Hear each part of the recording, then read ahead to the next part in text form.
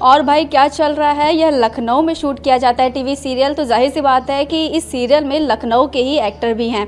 तो चलिए हमारे साथ कुछ एक्टर्स मौजूद हैं और उनसे बातचीत करते हैं और उनसे जानते हैं कि जब लखनऊ का सीरियल है तो देसी चीज़ें हैं और यहाँ के जो देसी एक्टर भी हैं तो उन्हें कैसा लगता है इस सीरियल में जब वो रोल अदा कर रहे हैं। मैम सबसे पहले तो मैं आपको वेलकम करना चाहूँगी ईटीवी भारत से जुड़ने के लिए। Thank you. मैम मैं जानना चाहूँगी, आपका नाम फ़ातिमा है एंड आप इस सीरियल में एक हिंदू लड़की का किरदार कर रही हैं, तो कितना डिफ़िकल्ट था स्टार्टिंग में इस रोल में ढलने के लिए? जी एब्सोल्युटली टफ़ था क्योंकि मेरा नाम फरहाना फ़ातिमा है और जो मैं किरदार निभा रही हूँ उसका नाम है शांति मिश्रा।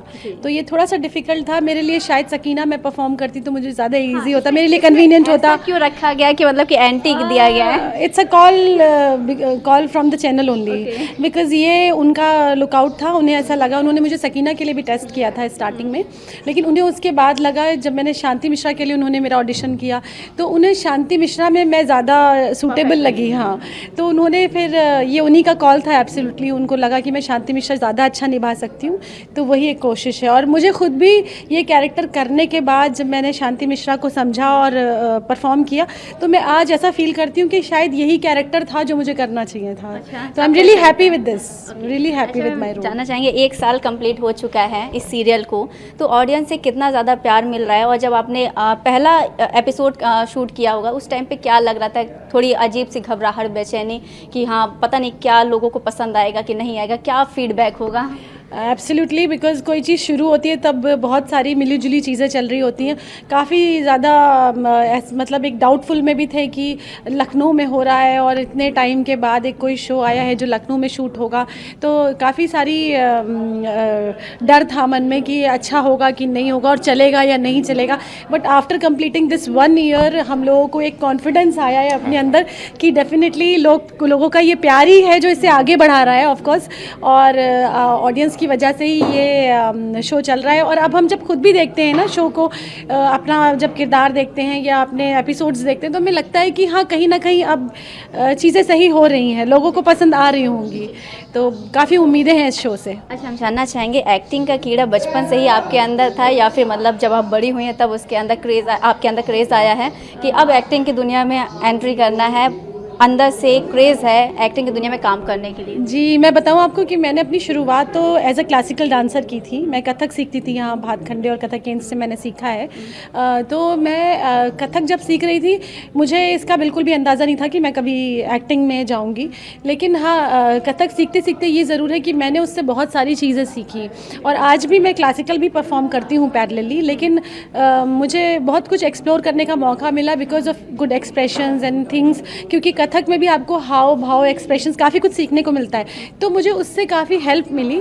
और फिर धीरे धीरे थिएटर करने का मौका मिला लखनऊ में, दिल्ली में, तो मैंने थोड़ा थिएटर किया। उसके बाद ऐसा 1-2 चांसेस मिले जिसमें था कि मुझे कुछ रोल मिले कि अगर आपको करना हो तो जब मैंने किया तो मैंने रियलाइज़ किया कि हाँ मैं एक्टिंग में भी कोशिश कर सकती हूँ। अच्छा, आप लखनऊ से बिलोंग करती हैं तो आप मुंबई, अभी आपने जैसा कि आपने बताया कि आप मुंबई भी होके आ चुकी हैं, तो क्या मतलब कि लाइफ स्टाइल में कितना ज़्यादा अंतर है यहाँ के और मुंबई के? काफ़ी ज़्यादा, क्योंकि एक्टिंग की दुनिया है तो काफ़ी ज़्यादा ग्लैमर है। एब्सोल्युटली, क्योंकि सबसे बड़ी बात ये है कंपटीशन बहुत ज़्यादा है और लखनऊ में जो एक ठहराव है, जो एक बड़ी सुलझी हुई सी ज़िंदगी है, ये बॉम्बे में नहीं मिलती है डेफिनेटली। क्योंकि बॉम्बे में देखिए हर जगह बहुत कंपटीशन है, लोग भाग रहे हैं अपने काम के लिए और सब चीज़ों के लिए, क्योंकि वहाँ पूरे देश से लोग पहुँचते हैं because of this film industry. तो हर किसी को लगता है कि जो इस फील्ड में अपना करियर बनाना चाहता है, काम करना चाहता है, उसको ऐसा लगता है कि एक डेस्टिनेशन ये मुंबई जो है वहाँ उसे कुछ मिल सकता है, तो इसीलिए लोग जाते हैं ज़्यादा से ज़्यादा। तो इसीलिए कंपटीशन भी बढ़ जाता है जब लोग ज़्यादा हैं, तो वो चीज़ें मुझे भी फेस करनी पड़ी बिल्कुल इनिशियली।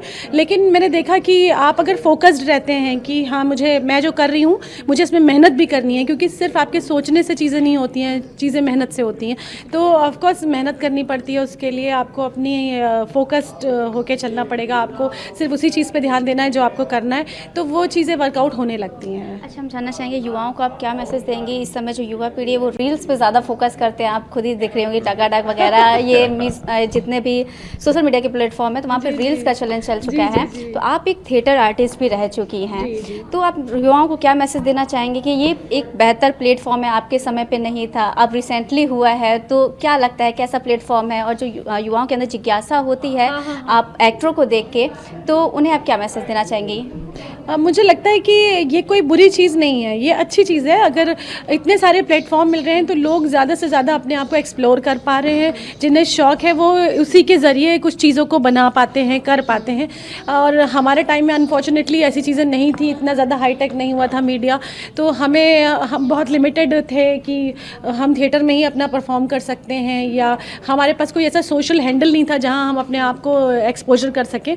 तो मुझे लगता है ये अच्छा ही हुआ है, बहुत अच्छा हुआ है नए लोगों के लिए। तो उनके लिए आसानियाँ हुई हैं कि उन्हें जल्दी लोग पिक कर सकते हैं, ज़्यादा वो कुछ सीख सकते हैं, दूसरों को देखकर भी काफ़ी कुछ सीख सकते हैं, जिसके लिए हमें सीखने के लिए कहीं जाना पड़ता था, वो ये काम अब घर बैठे भी कर सकते हैं। तो आई थिंक अच्छा है। अच्छा, आप लखनऊ की रहने वाली हैं और यहीं पे आप टीवी सीरियल के लिए आप काम कर रही हैं, तो यहाँ के जो लोकल कलाकार हैं उनके लिए क्या मैसेज देना चाहेंगे कि अब टीवी सीरियल जो है वो लखनऊ स्तर पे भी आ चुके हैं, जिनका सेट यहाँ पे है और यहाँ पे ही शूट करते हैं, ऑडिशन दे क्या? जी, मैं तो I am really thankful to NTV जिन्होंने इतना बड़ा इनिशिएटिव लिया है। इनिशिएटिव क्या, एक तरीके से कहीं एक रिस्क लिया उन्होंने कि उन्होंने लखनऊ में, ये पहली बार हो रहा है कि एक शो आया है यहाँ पे।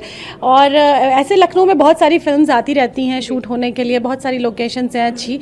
तो मुझे यहाँ के जो लोकल टैलेंट है उनके लिए तो मुझे लगता है कि यही कहना चाहूँगी कि वो अपने मकसद से बिल्कुल ना भटकें। उन्हें अगर एक्टिंग में ही अपना करियर आगे चुनना है तो उसके लिए मेहनत करें और अच्छी तरह से थिएटर में प्रैक्टिस करें, और या फिर कोई इंस्टीट्यूशन, जैसे यहाँ एक BNA है, अच्छा इंस्टीट्यूशन है भारतेंदु हिंदू नाट्य अकेडमी, ऐसे इंस्टीट्यूशंस हैं या जो भी जहाँ से भी वो अपने एक्टिंग स्किल्स को निखार सकते हैं, उन्हें कोशिश करनी चाहिए और फोकस्ड रहना चाहिए। तो मच मैम, ज़रूर मौका मिलेगा। अब हमारे साथ मौजूद हैं अमरीश बॉबी जी, चलिए इनसे भी बात करते हैं और उनसे जानते हैं कितना डिफ़िकल्ट है, और लखनऊ के हैं ये, तो कितना ज़्यादा खुशी होती है लखनऊ में ही टीवी सीरियल है और यहीं पे सेट है। सर, सबसे पहले तो आपको वेलकम करना चाहूँगी टीवी से जुड़ने के लिए। Thank you. सर, मेरा सवाल ये है कि 1 साल कंप्लीट हो चुका है, कितनी ज़्यादा खुशी है इस सीरियल से आप जुड़े हुए हैं, वो भी लीड कैरेक्टर हैं? आप समझ सकती हैं कितनी खुशी होगी।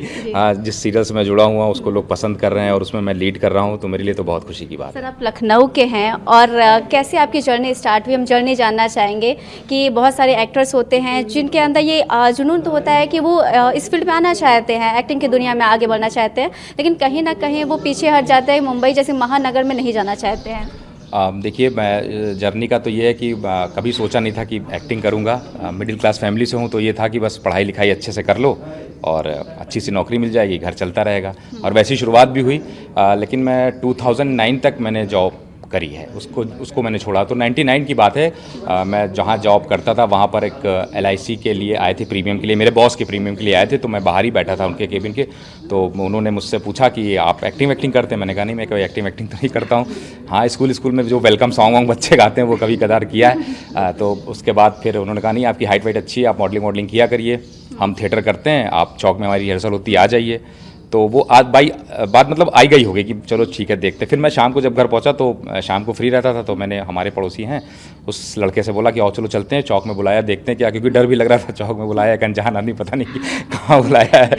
तो फिर हम लोग गए, तो फिर उन्होंने वहाँ पर मुझे कर रहे थे थिएटर, एक प्रदीप श्रीवास्तव जी हैं, उनके साथ तो मैंने पहला अपना नाटक किया था, आत्मघात नाम था उसका। तो वो जो 99 से जर्नी शुरू हुई वो अभी तक जारी है। तो सबसे पहला सीरियल आपका कौन सा था कि जिसमें आपको बहुत अच्छा लगा हो कि इस सीरियल में काम करके? वो लखनऊ दूरदर्शन का इन हाउस प्रोडक्शन था, उस सीरियल का नाम था कभी तन्हाइयों में।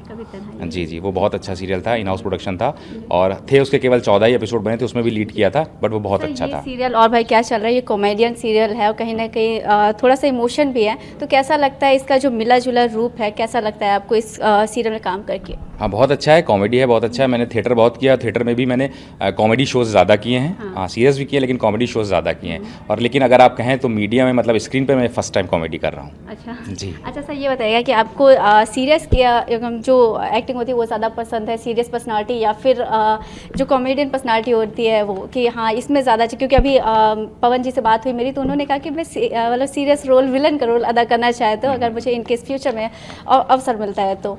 बड़ी डिफरेंट सी बात है, मतलब कर तो मैं कॉमेडी अच्छी लेता हूँ, लेकिन मन है मेरा सीरियस रोल करने का। अच्छा सर, हम ये जानना चाहेंगे कि आप युवाओं को क्या मैसेज देना चाहेंगे, क्योंकि हमारे लखनऊ के युवा हैं या फिर हमारे ज़िले के जितने भी युवा हैं वो कहीं ना कहीं इस फील्ड में आगे बढ़ना चाहते हैं, लेकिन कहीं ना कहीं कोई ना कोई कारण होता है जो पीछे हट जाते हैं।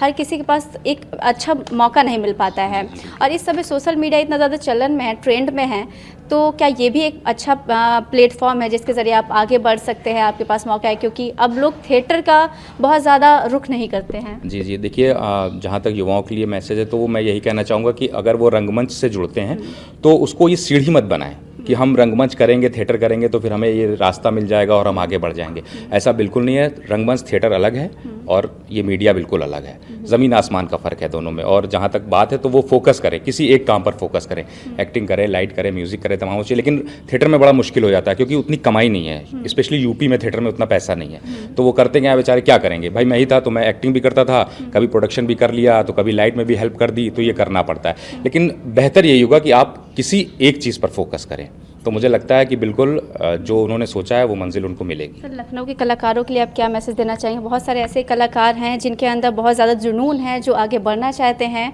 और उनको एक अच्छा प्लेटफॉर्म नहीं मिल पाता है क्योंकि वो लखनऊ के लोकल कलाकार हैं, और आप लखनऊ से बिलोंग करते हैं, तो उन कलाकारों के लिए क्या कहेंगे आप? देखिए, मैं तो वही कहना चाहूँगा जिस अनुभव से मैं गुजरा हूँ कि फोकस करें। और अब तो बहुत ज़्यादा, जैसे कि फरहाना जी ने बोला ना कि पहले ये सब चीज़ें नहीं थी, इतना ज़्यादा सोशल मीडिया नहीं था और बहुत सारे चैनल्स भी नहीं आते थे। एनटीवी का बहुत बहुत शुक्रिया कि जो वो यहाँ आए और उन्होंने यहाँ के लोगों को चांस दिया। हमारे सीरियल में भी लखनऊ के बहुत से लोग हैं जिनको काम मिला और वो काम कर रहे हैं। तो वो फोकस करें अपने काम को। इंपॉर्टेंट बात यही है, वो लखनऊ में रहकर भी फोकस करेंगे तो ज़रूर उन्हें काम मिलेगा, 100% काम मिलेगा, और आने वाले समय में बहुत काम आ रहा है। जी, thank you so much sir, इतनी बेहतरीन बातें करने के लिए। Thank you, thank you. जैसा कि आपने देखा कि और भाई क्या चल रहा है टीवी सीरियल के, यहाँ पे स्टार कास्ट हमारे साथ मौजूद थे अमरीश जी। उन्होंने साफ तौर पे कहा है कि अगर आप अपने काम पे फोकस करते हैं तो जाहिर सी बात है आपको मंजिल ज़रूर मिलेगी। वीडियो जर्नलिस्ट विजय वर्मा के साथ मैं अपर्णा शुक्ला, ETV भारत, लखनऊ।